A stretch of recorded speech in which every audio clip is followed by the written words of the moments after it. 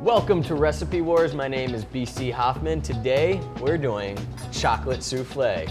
So today what I chose for my recipe was Giada de Laurentiis gianduja. This souffle has an unexpected bite in the middle of chocolate and hazelnut. And that combination in Italian is known as gianduja. So basically gianduja is just hazelnut with chocolate. And I love the fact that she took a classic recipe. She basically made like a chocolate ganache to put in the center with the hazelnut. She used frangelico.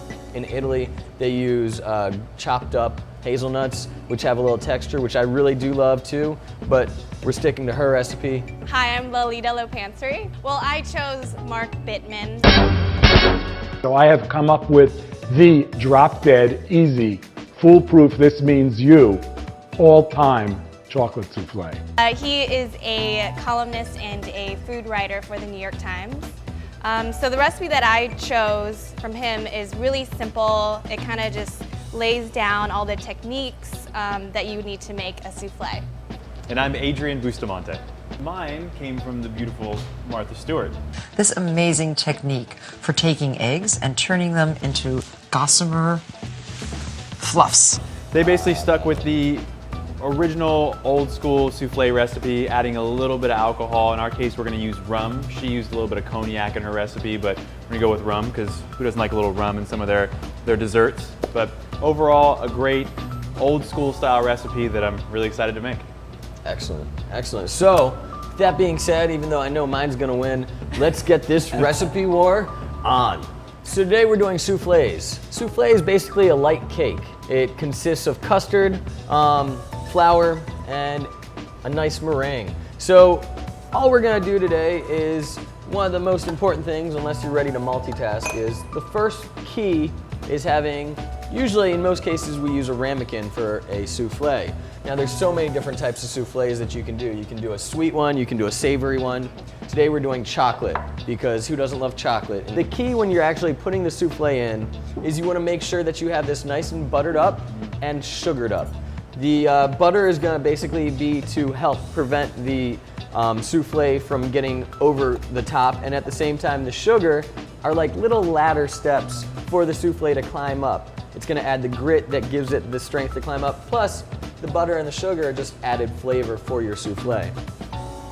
So we're gonna take our butter, make sure you clean the whisk completely and the bowl completely and your fingers completely, because any fat that you get into your egg whites is gonna prevent the egg white meringue from actually rising. And you definitely wanna get those nice hard peaks going for your meringue. So another key that you wanna do when you put the sugar in, there's a bunch of different ways you can do this. My favorite way, just take all that sugar, pour it right on in there.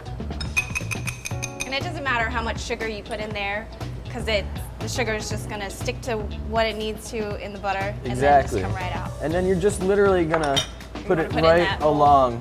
There you go. A little excess in there. And then you can throw it right back in here, and you have it nice and sugared up. And that excess sugar, you can just keep doing the same thing with every single one of your ramekins. So I think in all souffle recipes, we all have to separate our egg yolks from our whites. And there's a few different ways you can do it. You can either crack it and then teeter-totter, the yolks out of the eggshell. The other way is just taking that egg, crack it, and then Whites in here, whites in here. oh, right in there. Sabotage. Just throw it right in your hand, and then let it sit right through. And you're gonna kind of just snip the albumin right there with your fingers, shake it, and then boom, yolk right in there. So for Giada de Laurentiis, she actually takes her eggs and takes the yolks and puts them in a double boiler, also known as a water bath or a bain-marie. And we're going to do the same thing. And I'm gonna break your ramekin in the process. And basically, she does one yolk at a time. I'm kinda gonna put all of them in there because I don't have such luxury as time that she has. Now, the other thing is, what a bain-marie is, or a water bath, is a gradual way to basically cook your eggs or chocolate or melt anything down without burning, scorching, or over scrambling, in this case for the yolks. We're gonna take that, we're gonna throw our butter in there, and we're also gonna get our vanilla in there as well. So I'm done whipping my yolks, and you can see it's this like beautiful ribbony, that's what the term is actually called, and it makes this flow of ribbons right into the yolk. And I'm just about done with whisking my yolks. What I'm also going to do is, according to the recipe, I'm going to add some heavy whipping cream to mine. It's not only going to extend the water in the eggs, but it's also going to allow me to, when I actually put my chocolate in here, the chocolate's not going to turn into a paste. It'll kind of keep that same nice texture that you can just kind of see fall off the spatula, and it'll almost fold itself.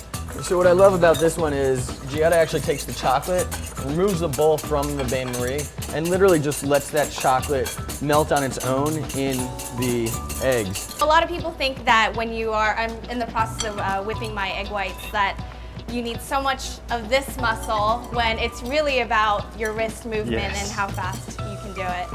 Now I'm adding the chocolate to my mixture here. I'm going to do some dark chocolate as well as some milk chocolate. Dark chocolate is going to add a little bit of a deeper flavor to mine. I don't add a whole heck of a lot because I'm not really into the kind of bitter taste that the dark chocolate happens, but it will allow a good mixture of flavors by adding just a little bit to mine.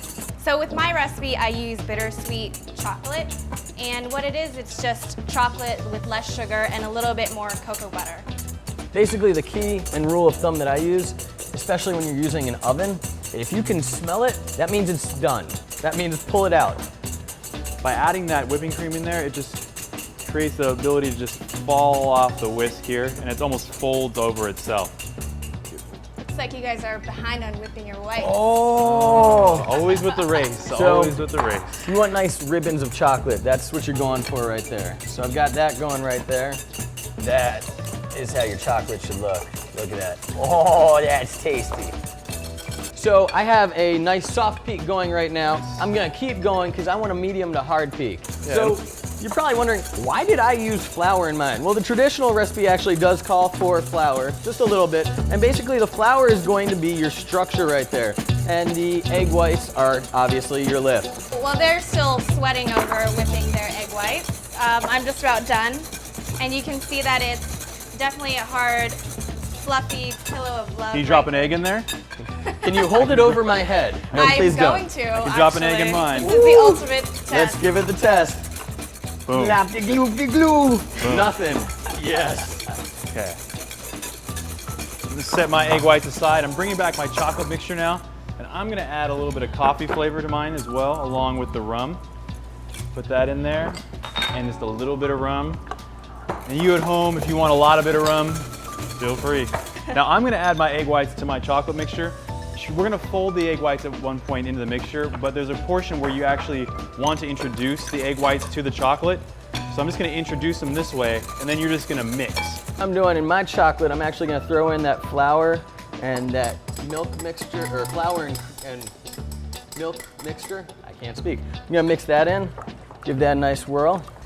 So with my recipe, it says to use good quality chocolate.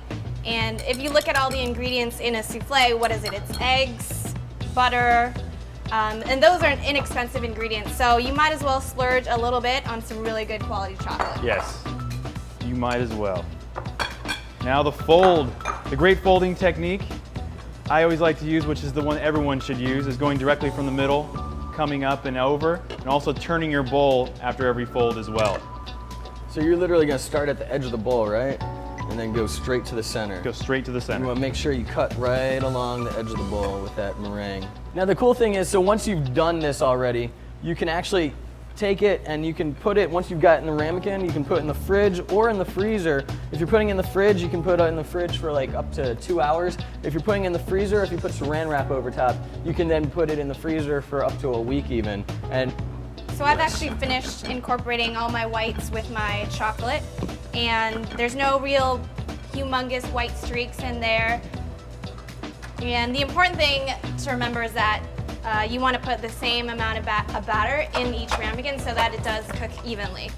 so right. what I really do like that she uses is she drops this in. So you're gonna drop your chocolate ganache / hazelnut right on the bottom of your ramekin.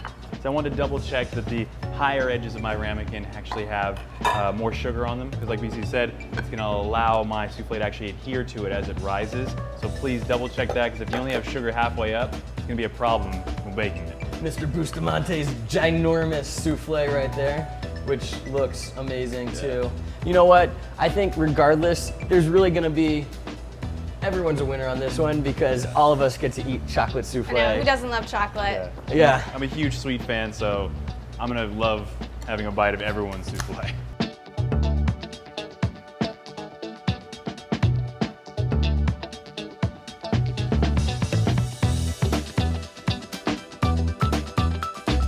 Welcome back to Recipe Wars. We just finished our chocolate soufflés. We pulled them out of the oven. And now it is time to taste test. So let's get tasting. Let's start with this big bad boy right here. Move this over here. Oh yeah, a little Martha Stewart watch action. out. Oh man. So I'm not even a big chocolate fan. I do love chocolate, but that's like not my #1 sweet indulgence. But this is amazing. This is kind of just like soft, fluffy, and at the same time, it's kind of like a molten cake just erupting in my mouth That would with be great chocolate. with some vanilla ice cream. on Yeah, there, that would be actually. perfect. I mean, this is really good. It's got like that nice crispy top. You get down to the center, and like you said, it's like almost that, like you get at restaurants, they try and sell it as like a volcano cake. Let's do it. I say we go straight into Giada's. Giada, Gianduja. Gianduja. Ooh. Yeah.